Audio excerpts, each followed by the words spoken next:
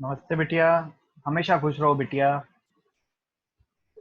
Digital lectures की series में आज हम एक नया लेक्चर शुरू करने जा रहे हैं जिसका कि नाम है analysis of symptom part 2।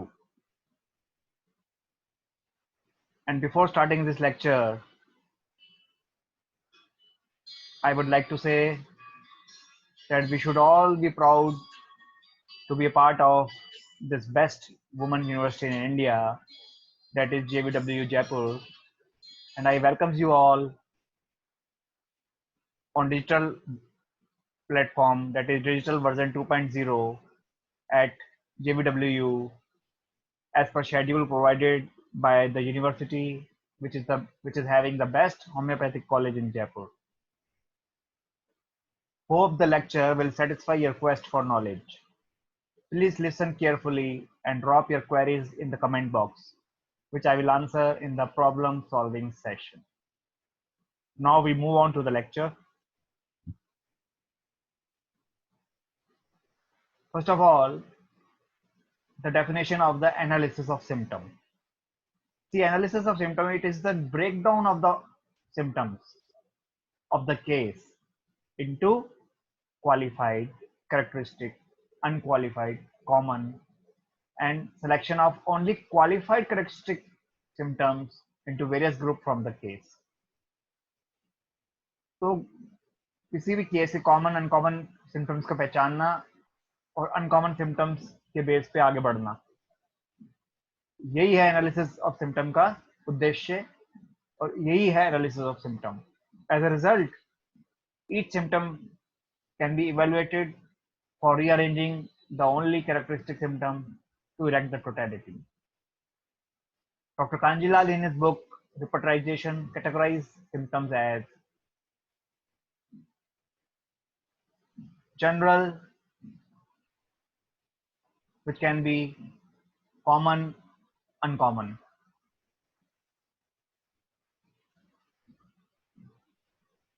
Particulars or local, which can also be uncommon or common.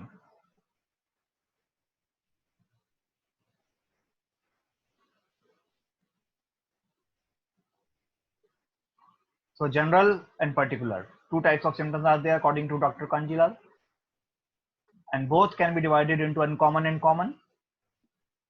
The uncommon means peculiar, characteristic, individualizing, and determinative. So the characteristic are the first grade, individualizing are the second grade, and determinative are the third grade, as per Dr. Kanjilal. And in particulars also, among the uncommon, the characteristics are the first grade,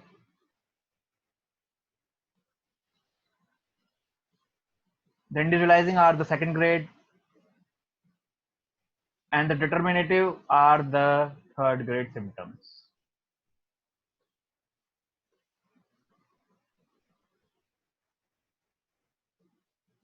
Whereas, as per Dr. R.P. Patel,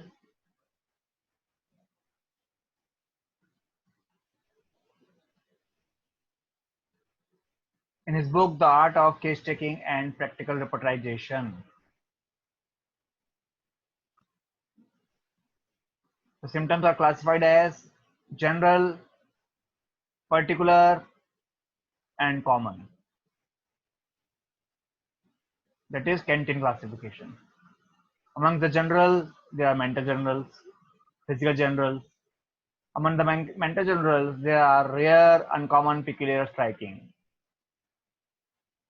Among the physical generals also, there are rare, uncommon, peculiar, striking. And those which do not fall in this group, they are common.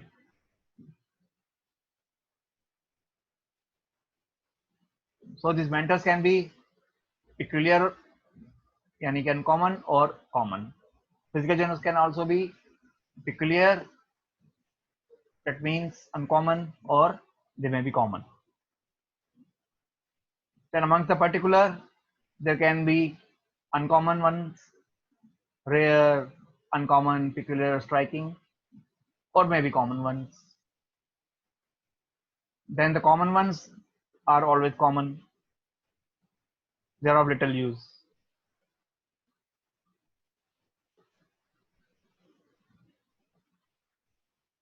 Dr. M.L. Dhawale, in his book Principles and Practice of Homeopathy, breaks the symptoms as cause, aggravations, ameliorations, unexpected deviations, cravings and aversions, and finally characteristic particular, which contains location, sensation, modality, concomitants.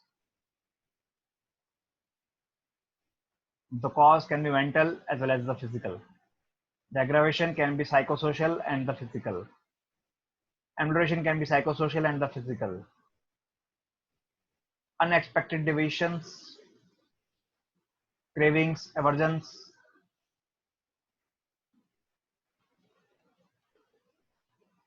like mental desire for crowd, or desire for solitude, desire for work, or desire for rest, physical desire for rest, thermals, food, which can be included by their intensity. So these are all unexpected deviations.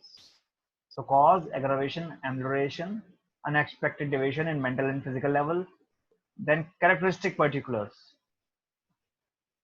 which can be in domain of location, sensation, pathology, discharges, modalities, concomitants.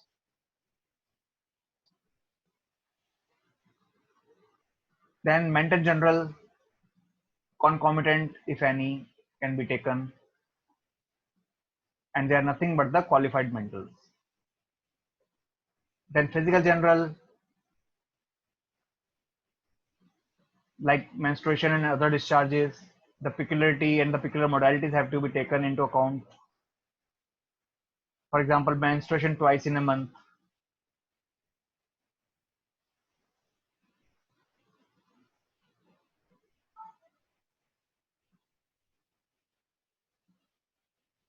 For example, aggravation before, during, after coition. It's a characteristic feature. Amelioration after coition, a characteristic feature in the domain of modalities.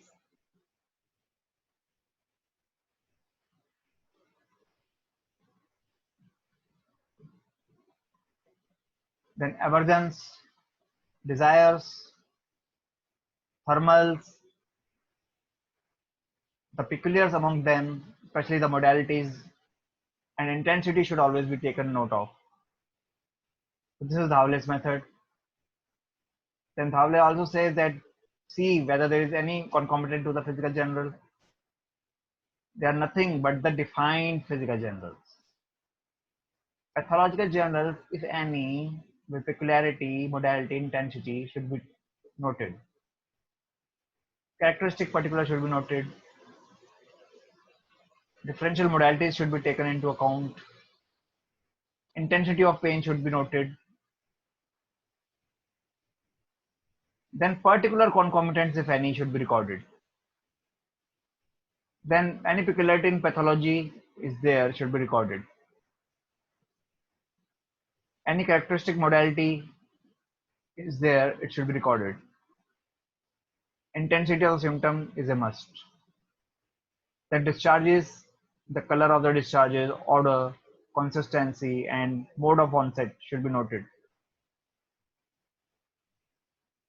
Any peculiarity in discharges like changeable color, absent of the required color, absence of the required color, these are the peculiarities which should be noted or taken into account. Then modalities, examples, aggravation or amelioration by it should be noted.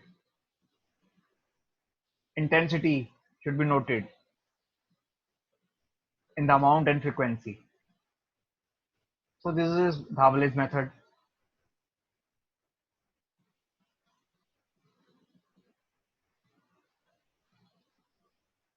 So we have discussed R.P. Patel and Dhawale's method.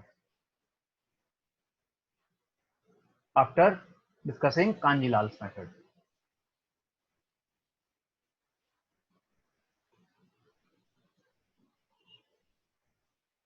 So today we have learned how to analyze symptoms by Kanjilal method, by R.P. Patel method, and by the Havlis method.